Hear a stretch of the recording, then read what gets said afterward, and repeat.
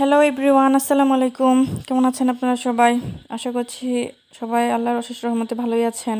আপনাদের দোয়ায় আলহামদুলিল্লাহ আমরা অনেক ভালো আছি। সাদ বাবু ব্যায়াম করতেছে।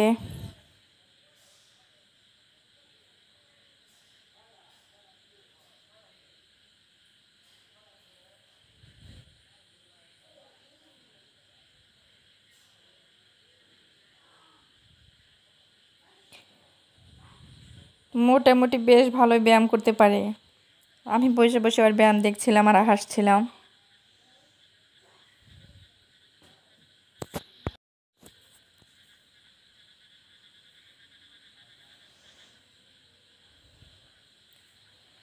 তো বসে বসে ওর ব্যায়াম দেখছি। ব্যায়াম করতে করতে ক্লান্ত হয়ে শুয়ে পড়ছে ফ্লোরে।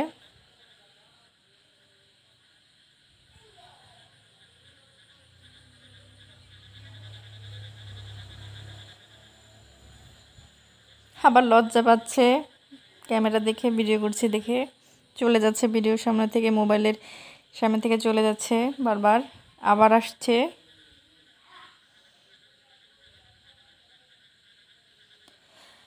তোর ব্যায়াম ট্যাম দেখা শেষ।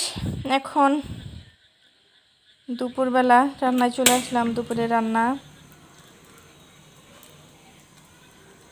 বসাবো। মাছ ভিজিয়ে রাখছি, ধুয়ে নিছি। চুলাতে ফ্রাই প্যান বসিয়ে দিলাম। ফ্রাই প্যানটা গরম হয়ে গেছে, দিয়ে দিলাম তেল। আমি সামান্য নুন হলুদ দিয়ে মাছগুলো মাখিয়ে নিছি।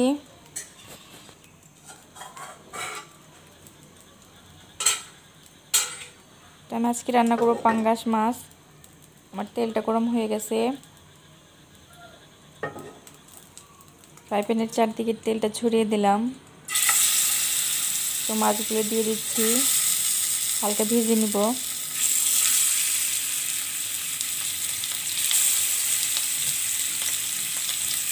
আমি পাঙ্গাস মাছগুলো আজকে কচু দিয়ে রান্না করব। আমরা নারুল্লা কচু বলে থাকি সাধারণত।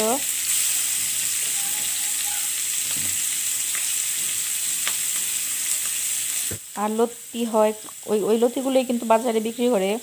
আসলে একটা যে কচু আছে, আজাইতে কচু, সব জায়গায় দেখা যায়। ওই কচুর লতি কিন্তু খুব একটা বাজারে পাওয়া যায় না। চিকন চিকন হয়, পাওয়া যায় কিন্তু কম। তবে চাষের কচু লতি কিন্তু বেশি বিক্রি হয়। তো ওই চাষের কচু, ওই কচুগুলো দিয়ে আমি আজকে পাঙ্গাস মাছটা রান্না করব।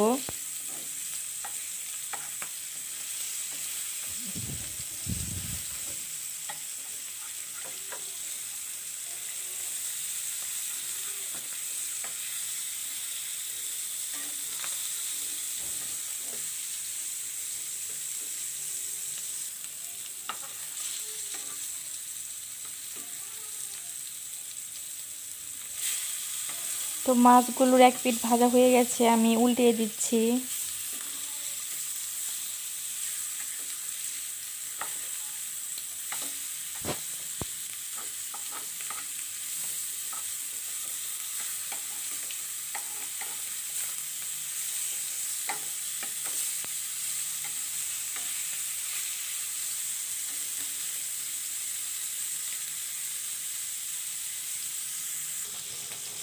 তো মাছগুলো ভাজা হয়ে গেছে, এখন মাছগুলো আমি উঠিয়ে নিচ্ছি।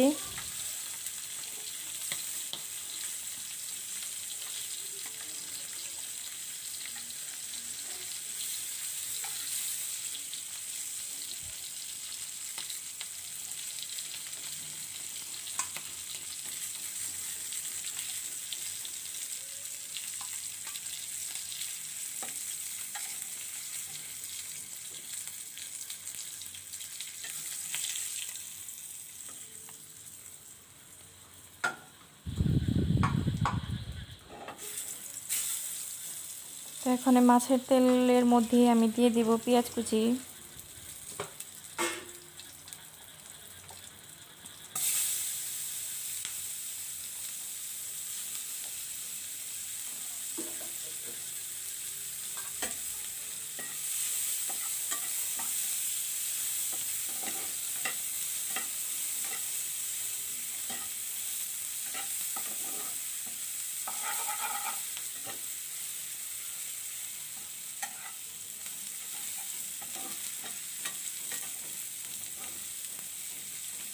পেঁয়াজটা একটু বাদামি রং করে ভেজে নিব।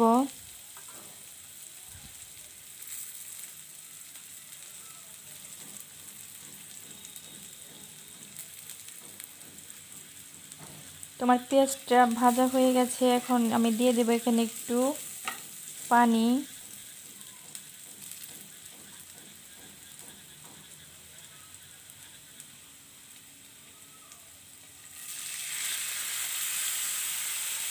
এখন আমি দিয়ে দেবো গুঁড়া মশলাগুলো।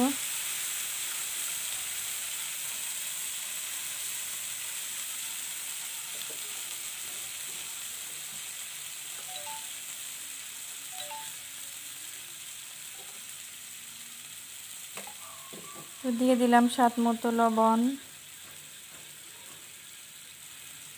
ধনিয়ার গুঁড়া স্বাদ মতো,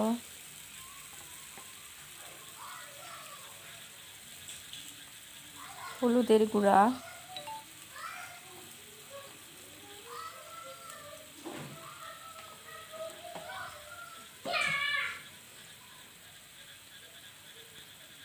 দিয়ে দিলাম মরিচের গুঁড়া।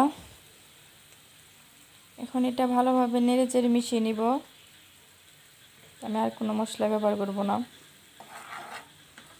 খুবই অল্প মশলাতেই এই রান্নাটা হয়। তো আমি আগে ভাবতাম যে পাঙ্গাস মাছ শুধু চাষেরই হয় বা পুকুরে চাষই করে।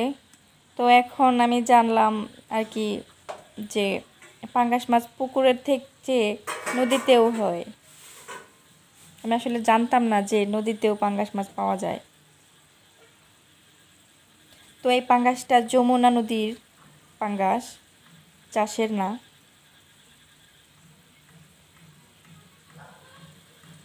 তো আমার মশলাটা কষানো শেষ, এখন দিয়ে দিচ্ছি কচু। এই কচুগুলো খেতে ভালোই লাগে, আমার খুব ভালো লাগে, জানি না কার কেমন লাগে, কিন্তু আমার কাছে খুব ভালো লাগে এই কচুগুলা।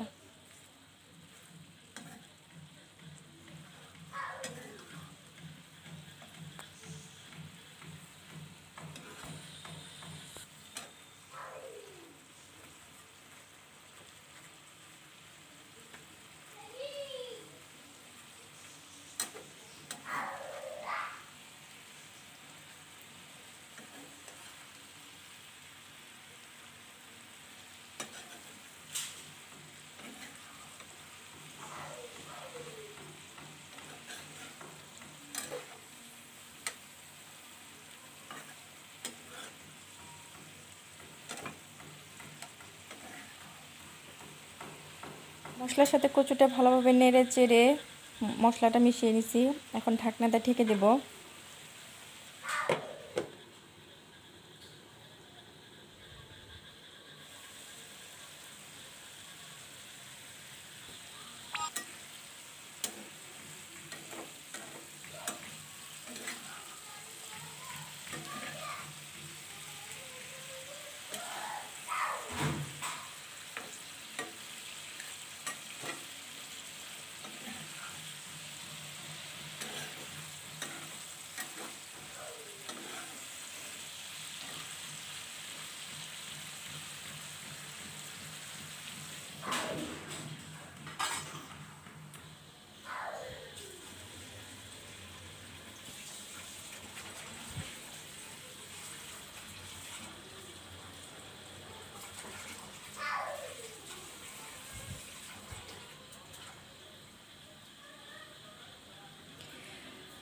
তো আমার ভিডিওগুলো যারা দেখেন, যদি ভালো লাগে অবশ্যই আমার চ্যানেলটা সাবস্ক্রাইব করবেন, পাশে থাকা বেল বাটনটা বাজিয়ে দিবেন।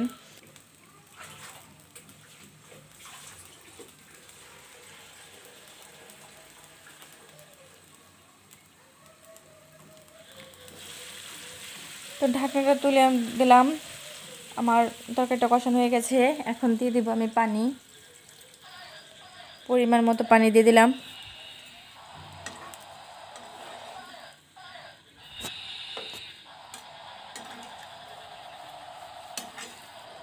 সামান্য একটু নেড়ে চেড়ে এখন ঢাকনাটা ঢেকে চুলার আঁচটা বাড়িয়ে রান্না করব।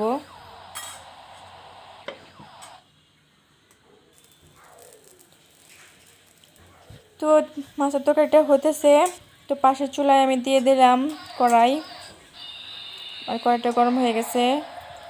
এখন দিয়ে দিব তেল, আমি দিয়ে দিলাম সয়াবিন তেল,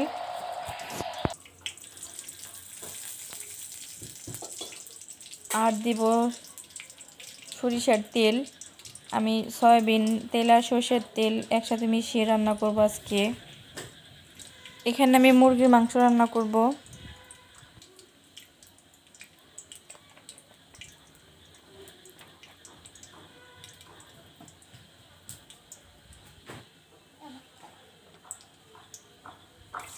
তেলটা গরম হয়ে গেছে, দিয়ে দিলাম গরম মশলা, এলাচ, দারচিনি, তেজপাতা, দিয়ে দিলাম পেঁয়াজ কুচি,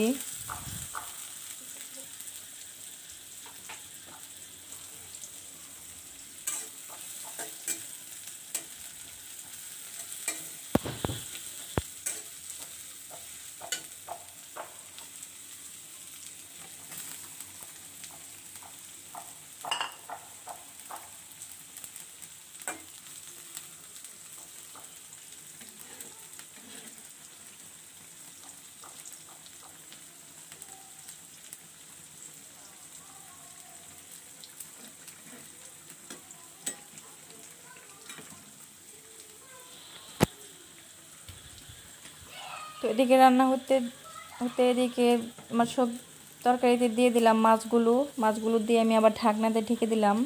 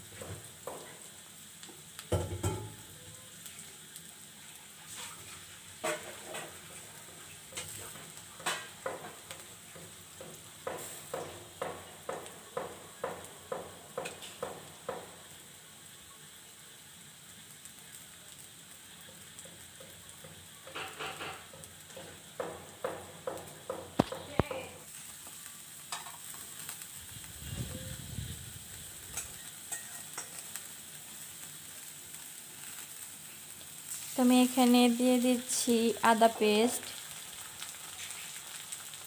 1 চামচ পরিমাণ,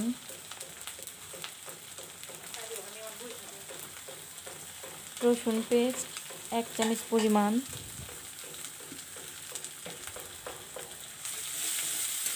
এটা ভালোভাবে মিশিয়ে দিচ্ছি। পেঁয়াজের সাথে একটু ভাজা ভাজা করে নেব। খুব সুন্দর একটা ফ্লেভার বের হচ্ছে। এখন দিয়ে দিলাম সামান্য একটু পানি।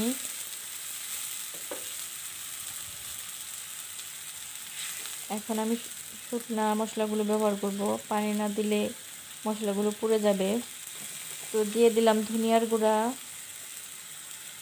1.5 চামচ পরিমাণ,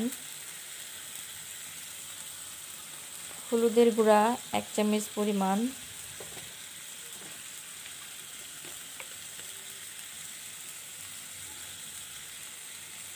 জিরার গুঁড়া দিয়ে দিলাম 2 টেবিল চামচ পরিমাণ, দিয়ে দিচ্ছি লবণ স্বাদ মতো। এটা ভালোভাবে কষিয়ে নেব মশলাটা। তো আমি এখানে কোনো কাঁচা মরিচও ব্যবহার করিনি, কোনো মরিচের গুঁড়া ব্যবহার করিনি, যেহেতু আমাদের ছোটো বাচ্চা আছে বাসায়, তো ও খাবে, ও ঝাল খেতে পারে না একদমই। তার জন্য আমি এটা ঝাল ছাড়া রান্না করব তরকারিটা।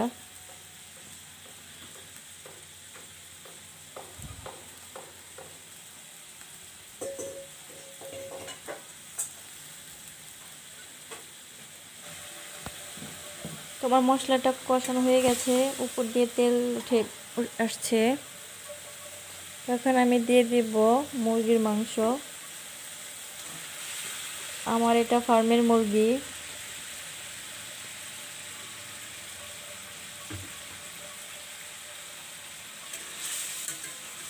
ভালোভাবে নেড়ে চেড়ে মিশিয়ে নিব মশলাটা।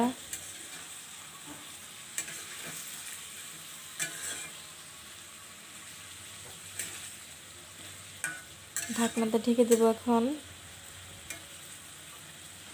চুলার আঁচটা কিন্তু কমানো।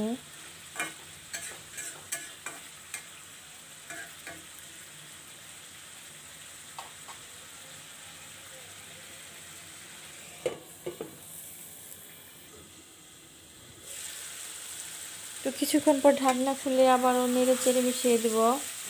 মাঝে মধ্যে ঢাকনা খুলে নেড়ে চেড়ে দিতে হবে, না হলে নিচে মশলা লেগে যাবে।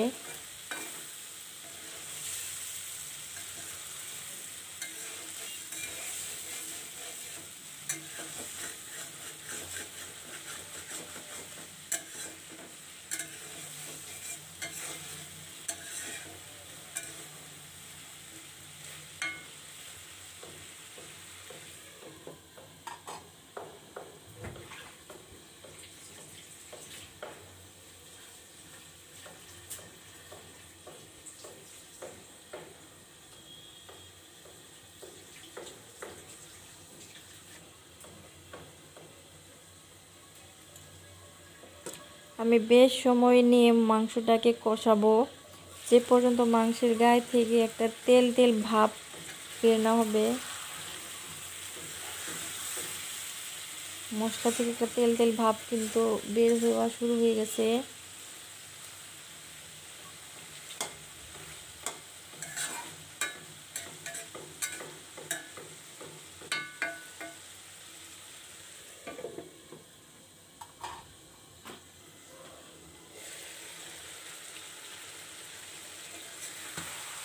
মাংসটা খুব ভালোভাবে কষানো হয়ে গেছে। তেল ছেড়ে ছেড়ে আসছে মাংসের গায়ে থেকে।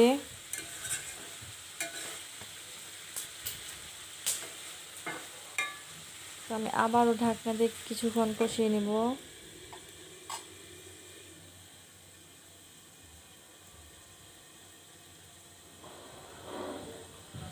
চুলার আঁচটা কিন্তু কম রাখতে হবে।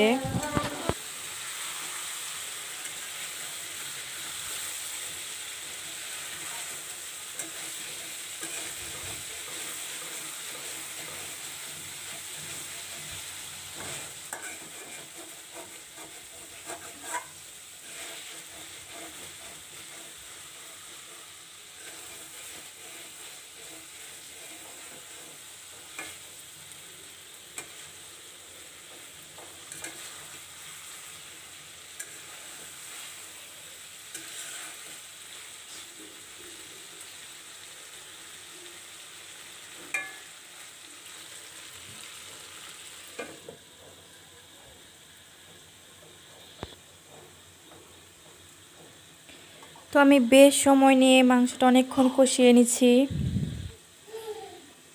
চুলার আঁচটা কমিয়ে।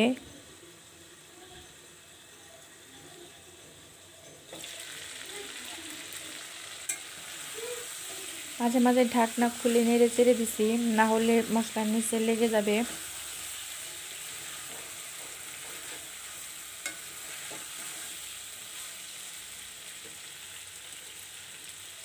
তো মাংসটা খুবই ভালোভাবে কষানো হয়ে গেছে, অনেকক্ষণ সময় নিয়ে আমি কষাইছি। তো এখন দিয়ে দিচ্ছি পানি।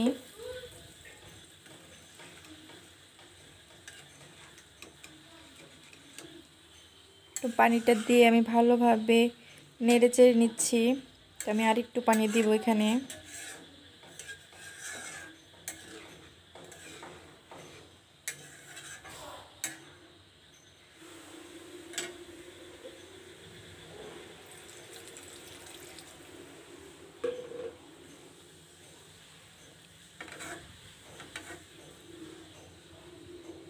তো মাংসটা হতে আমার বেশি সময় লাগবে না এখন, কারণ আমি অনেকক্ষণ কষিয়ে নিচ্ছি। মাংসটা মোটামুটি এক পর্যায়ে হয়ে গেছে। তো সুরাটা আমি কম করে দিয়েছি, ফার্মের মুরগিতে সুরা বেশি দিলে কিন্তু ভালো লাগে না খেতে। এই তো কিছুক্ষণ পরে আমার তরকারিটা কিন্তু হয়ে গেছে, ঝোলটাও একদম শুকিয়ে আসছে, মাখা মাখা হয়েছে ঝোলটা। তখন চুলাটা আমি বন্ধ করে দিচ্ছি। এই তো আমার রান্নাবান্না আজকে শেষ।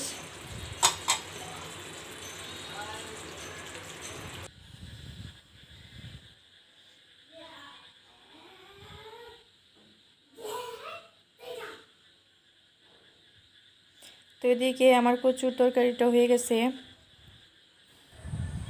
তো আজকে সারাটা দিনই বৃষ্টি হচ্ছে, একদম শেষ রাত থেকে শুরু হয়েছে বৃষ্টি। এখন পর্যন্ত যে বৃষ্টির কাল শুরু হয়েছে, আমাদের এদিকে সারাদিন একটানা বৃষ্টি হয়নি। না হলে দেখা গেছে মেঘলা থাকছে, কিন্তু বৃষ্টি একবার কি দুইবার হয়েছে, কিন্তু আজকে সারাটা দিনই বৃষ্টি। পানি জমে গেছে একদম নিচা জায়গা যেগুলো আছে। তো বিকেলে আম কেটে নিছি, আম খাবো।